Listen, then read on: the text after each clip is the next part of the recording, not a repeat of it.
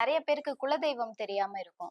So ம், ம். அவங்கெல்லாம் கூட இந்த வாசி மந்திரத்தின் மூலமா குலதெய்வத்த கண்டுபிடிக்க முடியுமா? கண்டிப்பா கண்டுபிடிக்க முடியும். ஏன்னா குலதெய்வத்துக்கும் அப்பாற்பட்டது தான் அந்த மனிதனுடைய வாசி மந்திரம். ம். நம்மளுடைய மூச்சு காத்துன்றது வந்து குலதெய்வத்துக்கும் அப்பாற்பட்டது. ஏன்னா நமக்கு உயிர் குடுத்தது குலதெய்வம் கிடையாது. நம்மளுடைய உடல் குடுத்தது தான் குலதெய்வம். இந்த உடல் அப்படின்றது வந்து இதுக்கு முன்னாடி மூதாதையரான அந்த 3வது தாத்தாவுடைய உடல் தான் நம்ம எடுத்திருப்போம். ஆனா நம்மளுடைய உயிர் வந்து தேவர்கள் குடுத்தது.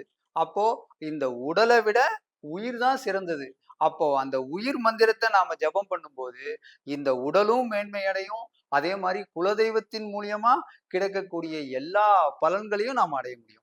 இந்த வாசி மந்திரத்தின் மூலியமா தான் குலதெய்வத்துடைய எல்லா பயனுமே நம்ம அடைய முடியுமே தவிர, வேற எந்த மந்திரத்தாலயும் குலதெய்வத்தின் பேர நீங்க எத்தன தடவ சொன்னாலும் சரி, இந்த வாசி மந்திரத்த சொன்னீங்கன்னா, கண்டிப்பா நீங்க குலதெய்வத்துடைய முழு அனுக்கிரகத்த நீங்க அடைய முடியும்.